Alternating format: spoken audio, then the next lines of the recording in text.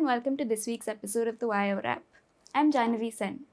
It's been a somber week in India after terrorists attacked Pahalgam in Jammu and Kashmir and killed at least 26 people, 25 tourists, and one local horse attendant. The Resistance Front, which is said to be an offshoot of the Lashkar-e-Tayabba, has claimed responsibility for the attack. The attack took place at the Baisaran meadow, where about 1,000 tourists, vendors, and others, if not more, were reportedly present at the time. Accounts heard from survivors and eyewitnesses paint a really devastating picture of the brutal attack, with at least 2 of the 4 or 5 gunmen who were present singling out those who were non-Muslim to target. Women and children were spared but were forced to watch their male relatives being killed and shot in front of them. Soon after the attack, outrage and condolences have poured in from across the country and the world. Political leaders across the spectrum have also expressed their grief and anger, and the opposition members have also talked about accountability. This is an important question that those in power seem to be largely avoiding. The union government directly controls law and order in Jammu and Kashmir since it's a union territory. Prime Minister Narendra Modi was in Bihar yesterday, and he said there that those responsible will be punished beyond imagination, but did not say anything about the security lapses that may have allowed an incident like this to take place. Defense Minister Rajnath Singh has also made similar remarks. The only small mention of some form of accountability so far appears to have come at the all-party meeting held on Thursday evening, where Home Ministry officials and Intelligence Bureau officials spoke to political leaders and talked about lapses. With me today to talk about all of this and more, I have writer and policy analyst Radha Kumar and the Wire's founding editor Siddharth Varadarajan. Thank you both for joining me. Now, ever since Article 370 was read down in August 2019, the union government under Narendra Modi has been actively pushing the idea that Kashmir's economy is booming, that tourism is rising, which it is, and that there is normalcy and peace in the region. Now, even before this incident, we know that that isn't necessarily the case. While militancy may have changed shape in some forms, now the attacks are also going more into the Jammu region, which wasn't so much the case before. We cannot say it has been peaceful for the last 6 years. If I could ask you to talk a little bit about what the situation in Jammu and Kashmir has been like, and for an incident like this, where should accountability lie? Well, first of all, I would like to question this idea of normalcy. The idea that normalcy is an absence of violence is an absurd idea. It is not. And indeed, when we talk about normalcy in our country, we know that there are very high levels of violence all over this country: organized crime, murders, family revenge, honor killings, and so on. Secondly, it is not, of course, factually true that Kashmir has been without violence since 2019.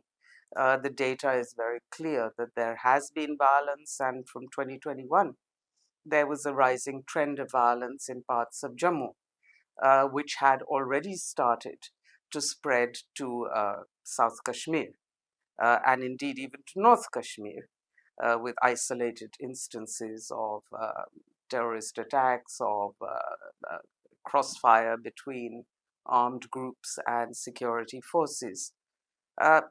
Finally, the idea that a people whose rights were taken away by force, whether to statehood or autonomy, or just freedom of speech, of dissent, of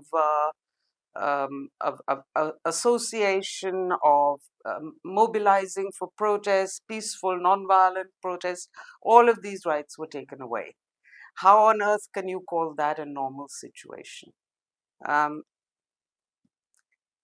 The fact that Kashmiris themselves abjured violence should be seen as a testament to their spirit, not to what a union government has done. And that we don't is, to me, quite horrifying. Look at the way the media even reported this dreadful communal terrorist attack. For almost 2 days, they didn't report Kashmiri protests against it, which were searing, which were moving, and which were extremely brave. They didn't even report that it was local people who ferried people to hospitals, who walked kilometers with injured in their arms. they seem to feed into the communal narrative that the terrorists wanted to inflame further. And that is a worrying thing. On security lapses, now the facts are beginning to emerge. The questions were already there, that when you had an intelligence alert, what did you do? And it appears they did very little. But now we discover that there was a CRPF post originally in Baisaran, which was removed. And after the alert, no effort was made to reinstate it. So one lapse on top of another is what we see. And this is not new. The same thing happened with the Pulwama attack in 2019. Again, there had been an intelligence alert. Again, the Home Ministry had not acted on it. Now, look at the pattern. It's quite appalling. What on earth is going on? I really believe it's important to have a serious inquiry into the security lapses here of the kind of the Kargil inquiry, and this time to implement the recommendations. That do you see that the will for that sort of inquiry in the future? The short answer is no. We are being ruled by leaders, men who honestly think that they are completely above any kind of accountability or public scrutiny. If you go simply by the record of internal security, Manipur, Chhattisgarh, various lynching and violent incidents across the country, and now J&K, there's no question that the current Home Minister will have to take his ranks among those who history has judged to be the most incompetent, most ineffective. And it shouldn't surprise us because they have turned security into what is politically contingent. And if we take a step back and look at what is it that has made this horrific terrorist incident in Pahalgam possible, right? And look at the phenomenon of terrorism in Kashmir itself generally, you could say that there are two elements where the government got things wrong. One element is the steps that you need to take in order to deal with the problem of terrorism emanating from Pakistan, right? So you have Pakistan-based terror groups who receive ideological, moral, and one can only assume very deep-rooted institutional, infrastructural support from the Pakistani military, Pakistani state, because they function quite openly, who are essentially committed to staging these kinds of attacks. And the question there is, what are the steps that the government of India can take to, shall we say, disincentivize the Pakistani establishment from doing those things? And and the second is to the extent to which you have homegrown elements. Even in this particular incident, the government has admitted they have issued a lookout notice for one person who's a Kashmiri, and I saw the reports today that they have demolished the homes of two Lashkar-e-Tayabba, alleged Lashkar-e-Tayabba people who are supposed to have participated. So that's if we assume that this was a group of 5 or 6, 3 out of 6 are Kashmiris. Right? So the question has to be asked, what steps has the government of India taken? What steps could the government of India take to neutralize the homegrown element? And I think on both of these counts, the Modi government has been barking up the wrong tree. The lazy assumption was that muscular action of the kind, this cross-border, what was it called, a hot pursuit, and the surgical strikes and then the Balakot attack, that this was somehow going to teach Pakistan a lesson and make sure that those attacks will not happen. Well, Pahalgam is a wake-up call. I would say even before Pahalgam, if you look at the string of incidents over the last year, and I would say disturbingly after the assembly election, which saw the defeat of the BJP, the rise of National Conference government, which ran against what the BJP wanted, and I dare say ran against what terrorist groups in Pakistan had hoped. I think for them, they would have loved to have seen a BJP government take control of J&K because that helps them promote their narrative in every way, right? That didn't happen. So you've had an increase in violent incidents with very clear cross-border linkages. So the surgical strike, Balakot, and I think the general strategy of having no communication whatsoever with Pakistan, that is not working, right? But the government doesn't seem to accept that, right? They're convinced that it does work, and they're doing more and more of the same. And the homegrown element, as Dr. Radha Kumar says, how can you expect to choke off the sort of local support for militancy or terrorism if you're going to deprive people of basic civil liberties? It's virtually impossible to have public protests. The media has been eviscerated in the UT. I want to ask both of you something related to that. We've seen this very high degree of suppression even while the government keeps talking about how things are going well, business is booming, things are normal. Do you think, and we know how securitized Kashmir has been and continues to be, do you think to some point they have believed their own words on this, that things are going so well and that's why they are doing things like ignoring security inputs at times when it matters? I mean, I wish it was as easy as that. I actually think that they are extraordinarily inept. This is one of the most inept administrations when it comes to security that I have seen in my 72 years of life in India. They may well believe their own words, but bear in mind that, we pay too much attention to words without looking at actions. And if you look at their actions, then the pattern of ineptitude is absolutely blatant. Also, the pattern of lack of accountability is blatant. We saw the same with Pulwama. Clearly a failure to act on intelligence. But instead of acknowledging that failure, which might have led then to remedial action, there was an attempt to say it was an intelligence failure. It was not an intelligence failure. It was a failure to act on intelligence. And Mr. Singh, Rajnath Singh was Home Minister then. Again, forget offer to resign. He is now our Defense Minister. So you wonder, it is true that the Indian state has long been unserious and inept on defense and security issues.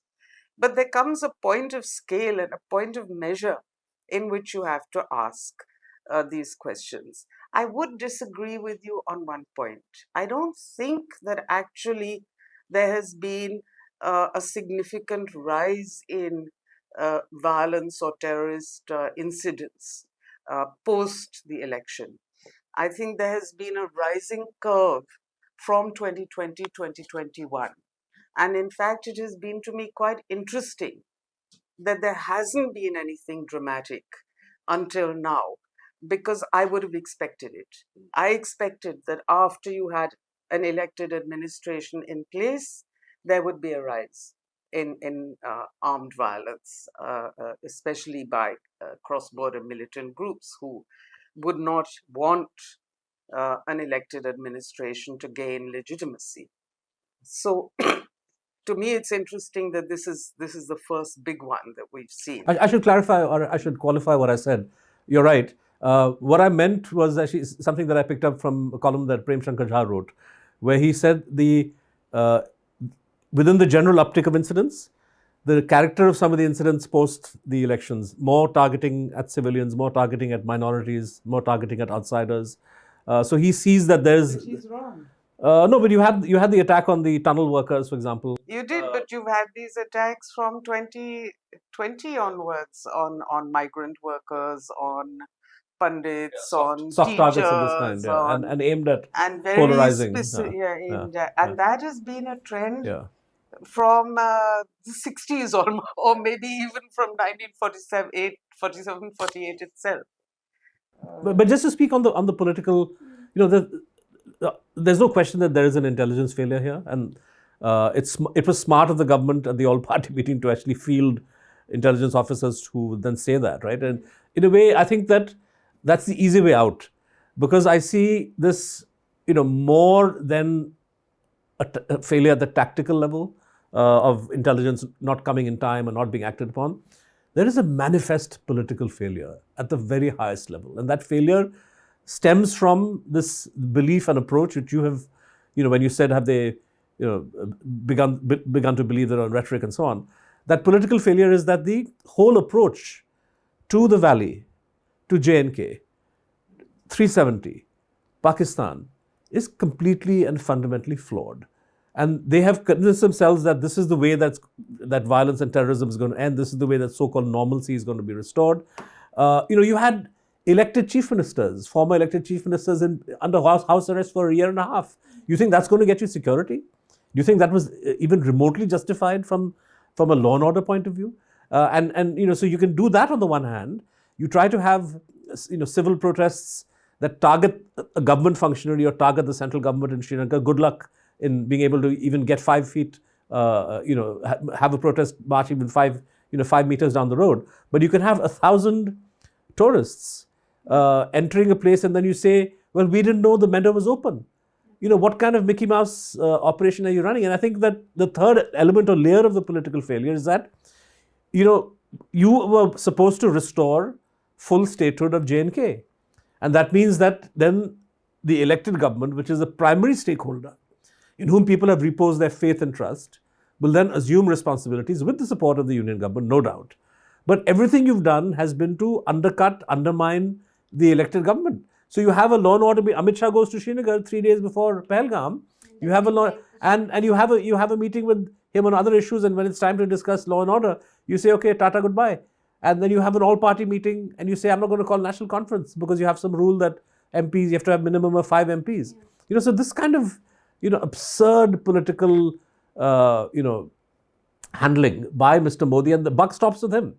The buck stops with him and with Mr. Amit Shah. And Dr. Kumar is absolutely right. I mean, people said things about the earlier dispensation and their inability to handle, and Shivraj Patil and so on. But this man's failure is staring you in the face, and you didn't even need Kashmir to remind you of that. Manipur, years of Manipur. Yeah, I mean, I think the first absolutely stark point is that in all their actions, this union government of ours and the ruling party have made their contempt for Kashmiris evident over and over and over again. They refuse to believe intelligence coming from Jammu and Kashmir. That is clear to me. Actually, they've even been on television, that Sambit Patra, saying we don't trust any of the people in Jammu Kashmir police and the bureaucracy and the entire administration. And this is the result. If you are not willing to trust your own people on the ground, how on earth are you possibly going to be able? Forget this stupid word normalcy, which India to my mind is a completely abnormal country in every way.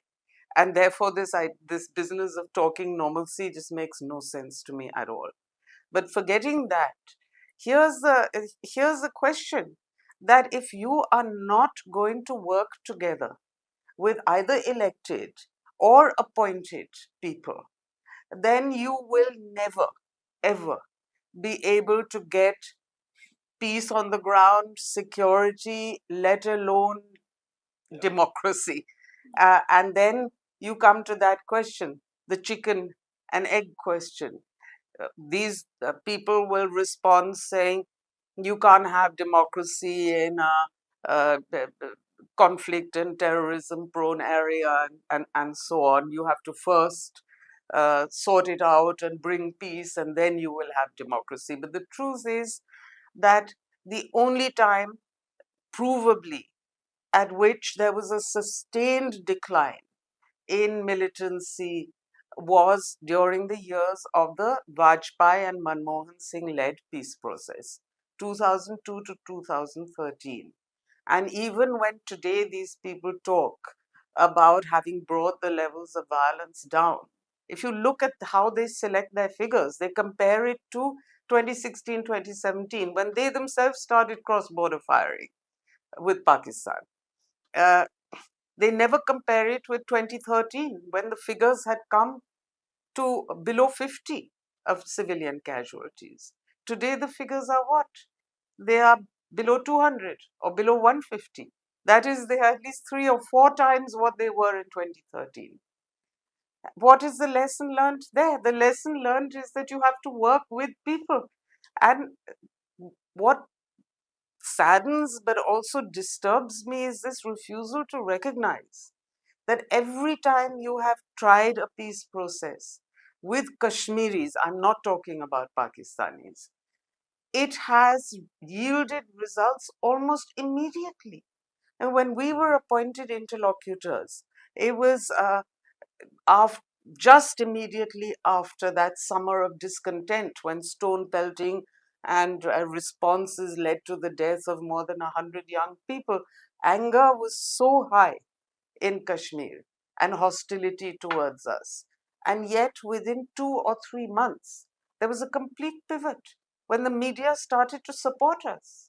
And when we started to get, support of the kind I had not expected, because, in situations of ongoing civil conflict, the local media tends to be the first to be polarized, especially when it's ethnic or communal.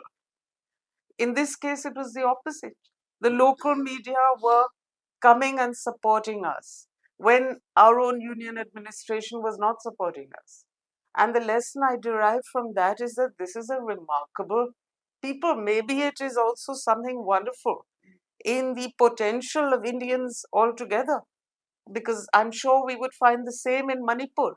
If there was a serious peace process, we would find local support coming quite fast. But that is not something that is common. You look at other ethnic conflicts, you don't get a local pivot within 3 months, 4 months. It takes years. Now, Siddharth, you were speaking earlier about previous attacks that have taken place and then how the government has reacted with these sort of cross-border firings, surgical strikes and airstrikes and so on Pakistan. What's happened so far we've seen is that India announced certain diplomatic measures, the first of which was that they're going to put the Indus Waters Treaty in abeyance, they're going to close the only operational land border, they're going to cancel all Indian visas for Pakistani nationals, they're scaling down diplomatic missions drastically. Pakistan has responded yesterday with very similar moves, but also said that blocking the Indus Waters Treaty would be an act of war by India, and talked about Pakistan's complete spectrum of national power, which is not so veiled reference to its nuclear arsenal.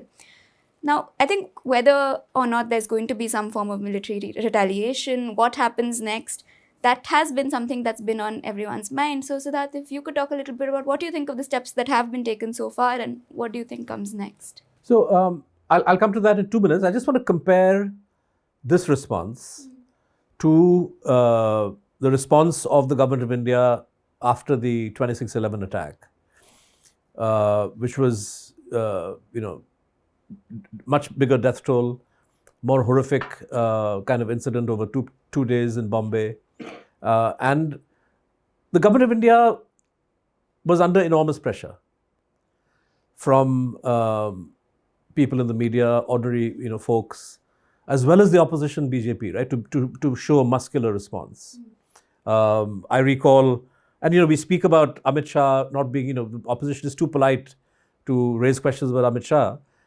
Back in the day, you had Narendra Modi as chief minister going on television and pointedly attacking Manmohan Singh and the Manmohan Singh government for its handling of 26/11 and the immediate aftermath of that, right? So, that was the atmosphere, and yet the government of India chose a very smart, I would say, intelligence-driven, diplomatic-driven path, right? It gathered the evidence of Pakistani involvement, Lashkar-e-Tayabba's sort of leading role. It identified key handlers in the ISI.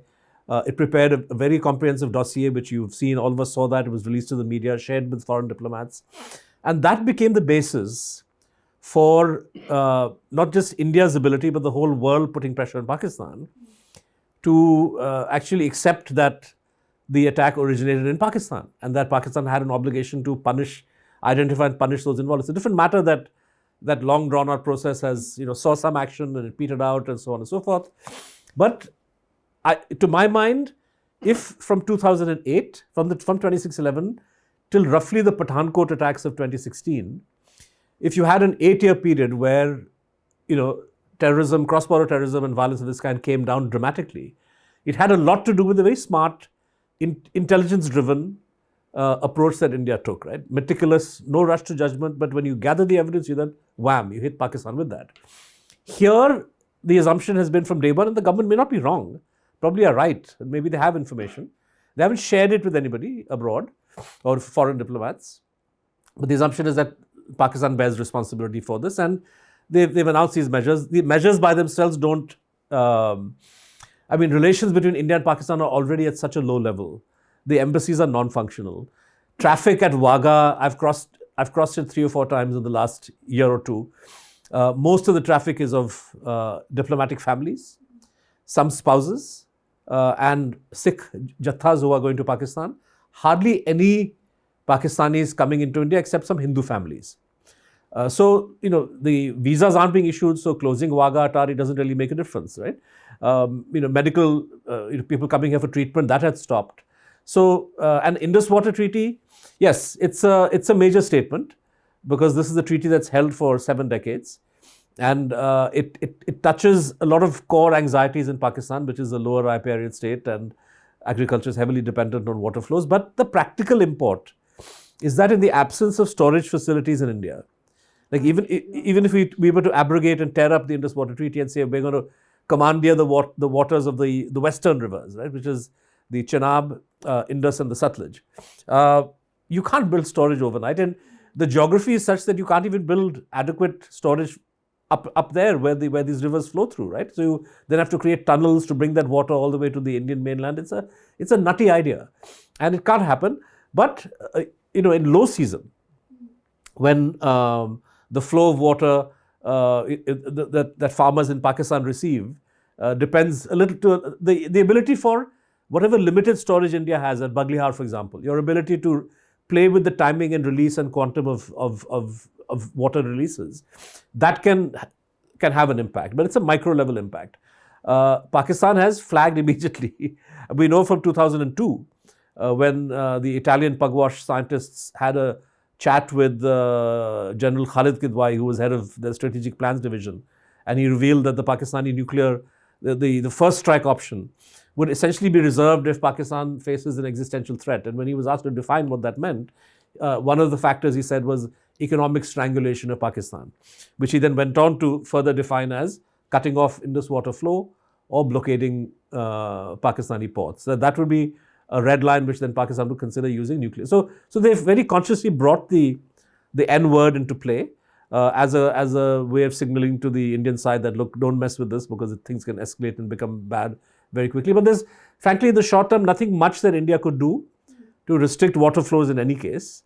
But I think the signaling that Pakistan has done is probably with that in mind. And maybe they also mean don't even try to think about building long-term storage, because that would be a material, that would create things which would then could unleash a further dynamic. So I think that, these measures, frankly, I don't think they add up to the kind of pressure that India would like to exert. I don't think they will necessarily produce the kind of results. I'm not saying I have answers. I think and the whole country wants answers. They want an effective response. They want the perpetrators of this heinous attack to be identified and punished. But we will know how that will play out once the hard intel gathering and other kinds of work is done. So you can't rush into sort of announcing a series of measures in the hope that that's going to solve this problem. But I think a lot of what the government did through the first CCS meeting was performative. And so Modi going to Bihar, he cancels the Kanpur visit, but goes to Bihar because Bihar is having elections. And there he sort of speaks in Hindi and English and makes these statements about, punishment that these guys will never forget and so on and so forth. But, we've heard these kind of statements in the past. They don't necessarily produce any kind of durable outcome. And what's disturbing is the force multipliers within India that the terrorists have found among Hindutva extremists, among, people influenced or infected by this disease. On my school WhatsApp group, for example, within hours of the news emerging of what had happened in Pahalgam, people that one had assumed were perfectly rational, saying that we now have to boycott all Muslims, and when others in the school group said, look at the role that ordinary Kashmiris have played. So this person said, no, this is all it's all for show. It's not make believe. You can't trust it. So I think that this hot-headedness, the rush to milk what happened in Pahalgam for communal political advantage by the right wing in India is something so dangerous. And one would have liked at this point to have had the Home Minister or the Prime Minister also speak out about this. Right? You've had very public targeted attacks on Kashmiri students. These are not random incidents. It's enough has happened that forms a pattern which would require intervention and a signaling from the very top, right? And this is where I say, the political failure of Modi and Shah is manifest. It's total. I want to take off from what you were saying. Perhaps the expectation would be that after a devastating attack of this kind, domestically, political leaders want to breathe solidarity and come together in some ways. But that doesn't really seem to be happening. And while the Prime Minister, the Home Minister haven't made those public statements that would help that, in fact, in some cases, even the opposite is happening. We saw how the BJP in Chhattisgarh, just hours after the attack, put out this image on their social medias, which is AI generated, this Studio Ghibli style, like the trend is, of a man that was killed in the attack and with his wife sitting next to him. It's a very powerful image that has been doing the rounds. And with that AI generated image saying that, the attackers did not ask people's caste, they only asked religion. And that is the official BJP handle. They deleted it and then put it back just a few hours later. Oh, they restored it. They restored it. So, and opposition parties have also raised this. They raised it at the all-party meeting, saying that it seems like in some ways elements of the political establishment seem to be sowing further discord and using this in ways, like you said, that the Prime Minister cancelled a trip to Kanpur but decided still to go to Bihar and very much linked the Bihar polls to national security. We've seen them doing this in the past as well. And things like the Kashmir Bandh being announced, solidarity marches being taken out, have not been given the kind of limelight that they deserve. The attacks on Kashmiri students, the threats they've received, the fact that they've had to leave their hostels, their rented accommodation in different parts of the country. And we've heard of this happening in Prayagraj, in Chandigarh, in Dehradun. And while some chief ministers have made some statements, it's not clear whether any active action is being taken to help them and ensure their safety. Radha, what do you think about the domestic way in which this is playing out? It's shocking. Apart from first of all, by accepting the communal narrative that the terrorists used, you are playing into their hands. But quite apart from that, where is your sense of humanity and of empathy, of justice, of law and order? Most of all, law and order has, we know, been severely undermined in our country, including by things like forcible demolitions of protesters' houses.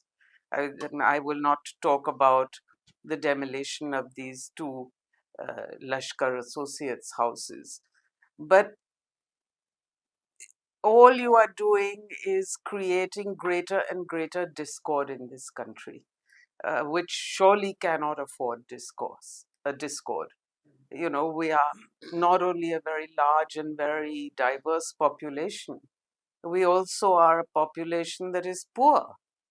And poverty and despair lead people into actions that they would surely regret.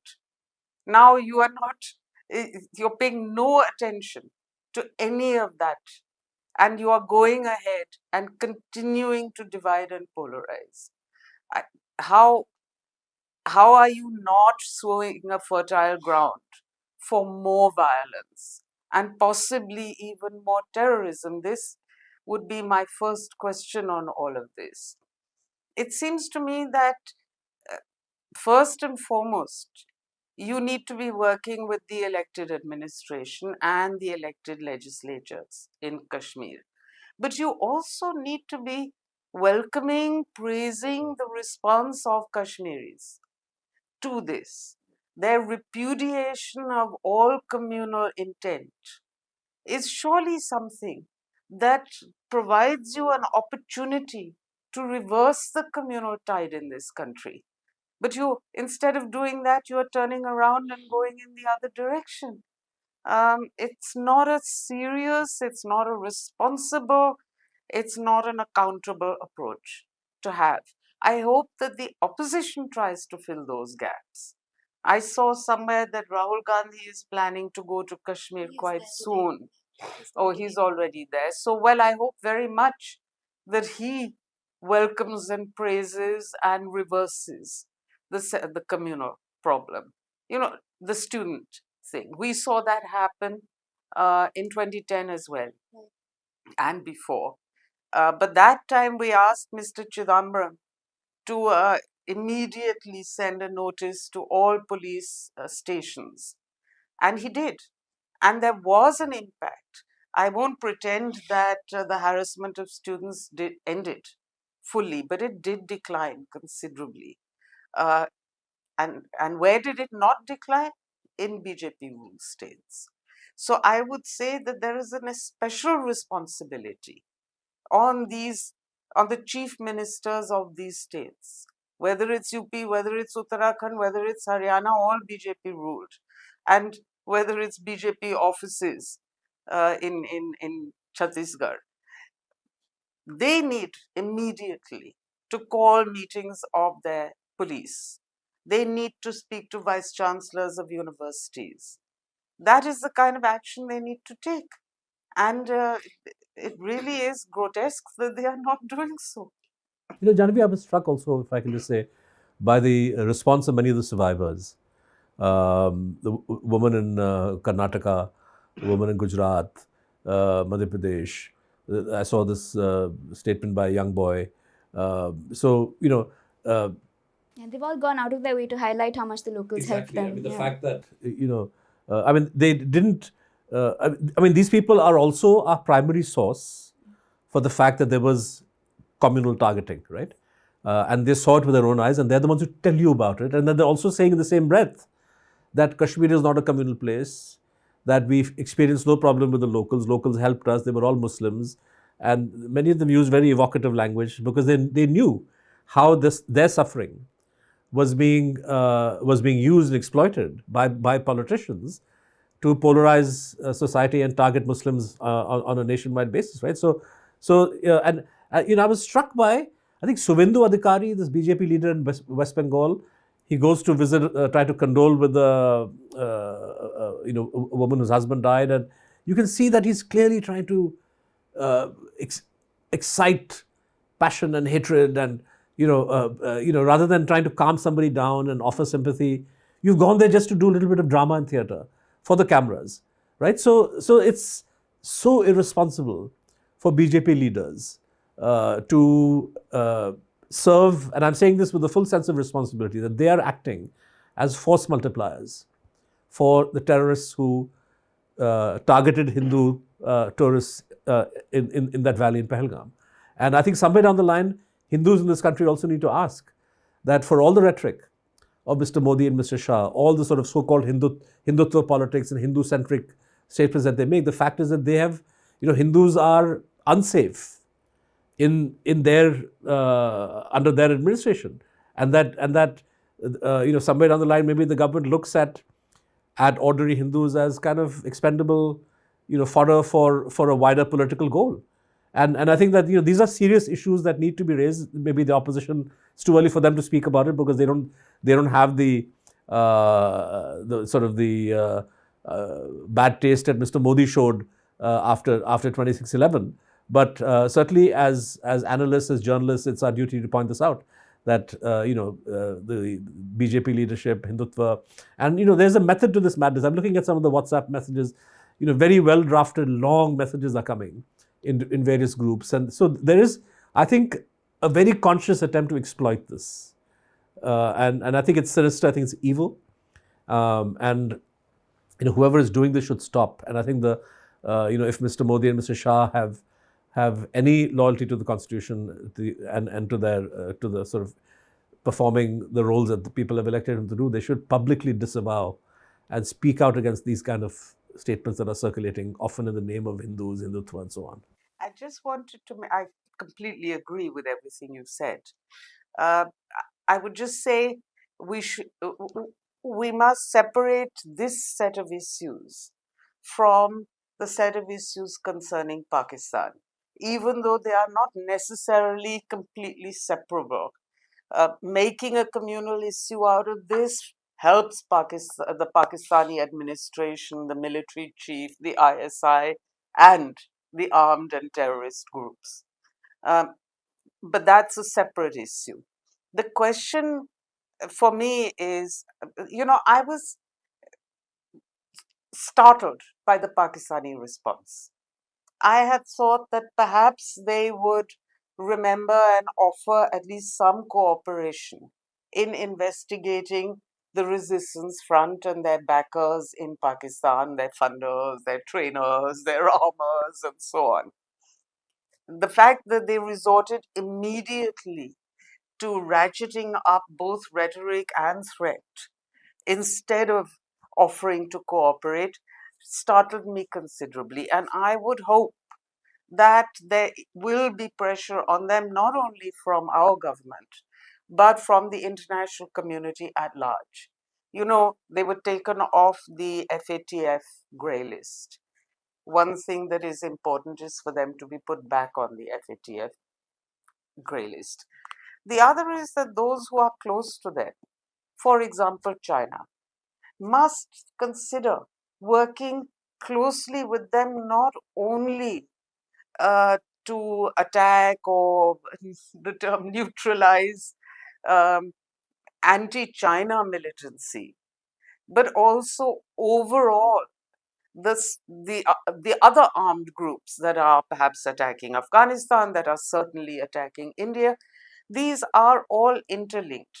Maybe not the Baluchistan groups. They have a completely separate record and a separate set of facilities that the Pakistani state is not offering them. They have other sources, including shelters across the border in Iranian held Baluchi speaking regions.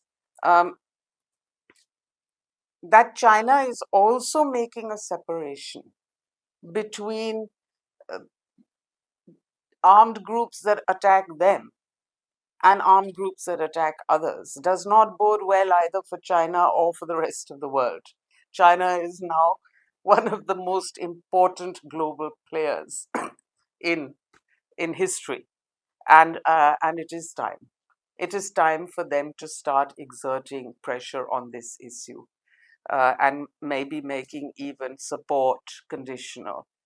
I mean, how could they give tactical nuclear weapons to a state that is in such disarray and that is so full of violent terrorist people? I still sort of am astounded. What makes them think that those tactical nuclear weapons could not be used? Unlikely to ever be used against China, because these groups rely on Chinese support. China has direct contacts with the Lashkar or the Jaish or the this or the that, certainly with Afghan-based groups. So they think that this is their way of safeguarding their own. But there are 2 points there. One is that if you want to be a serious international player, then you have to accept certain responsibilities and obligations. The other is that you can never ever predict the future. You don't know. These groups could turn against you. And you should think about that very seriously, because we ourselves, when people say to me 370 is gone for good, I ask them, what are you, immortal? I mean, how do you know what will happen?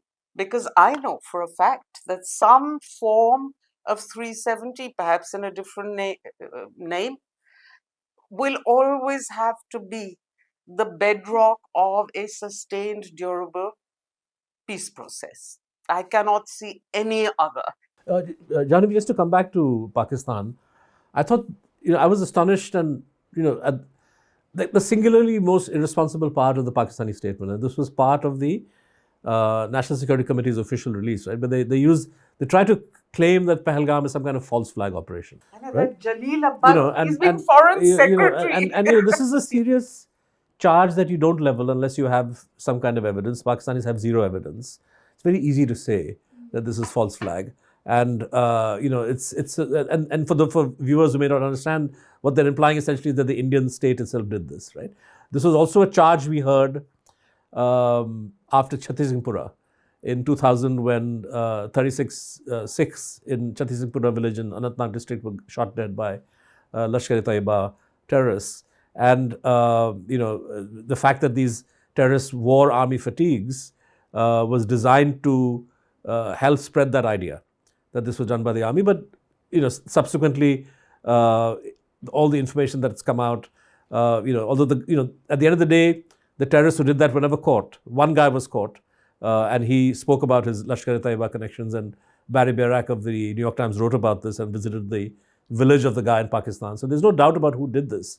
But for Pakistan today to link Pahalgam to that is very, very irresponsible, and it tells you that they aren't really, that they're actually looking to provoke India into doing something. Yeah.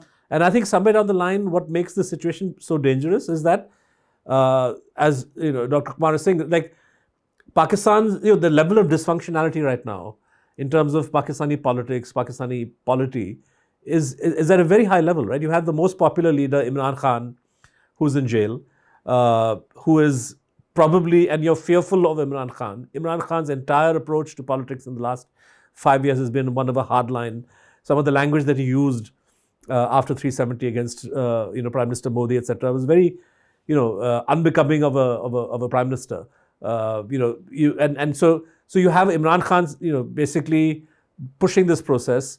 The Pakistani military's own DNA. We saw the appalling speech that General Asim Munir made, about how Hindus and Muslims will always be different and so on. Very distasteful, foolish, and I would say idiotic speech that he made. And it, so this is where Pakistan stands today. And what makes this unstable and difficult is that, the stand of the United States at this moment in time.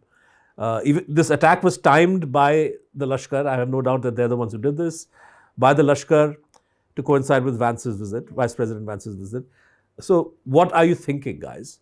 Do you think that by staging this kind of attack, back in the day, Chhattisgarh was done when Clinton came, and the idea was to reinforce the idea that India and Pakistan are nuclear flashpoint. That ship has sailed. Like both India and Pakistan today have their nukes out in the open, and India's sort of is open to nuclear commerce with the US.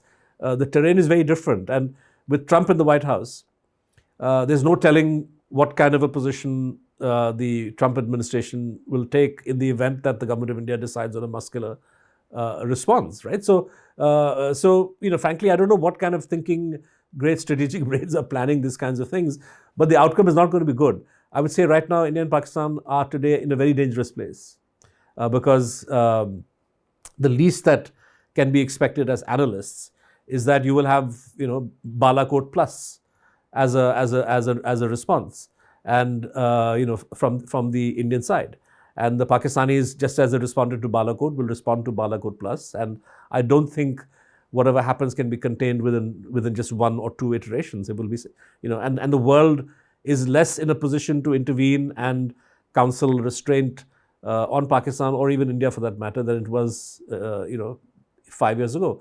So we're in a difficult position. What's required is statesmanship on the part of Indian leaders, on the part of Pakistani leaders. Certainly the people of Jammu Kashmir, the victims of this terrorist crime, have shown statesperson-like behavior in spades. They've spoken with great restraint, maturity, have a good sense of what needs to be done.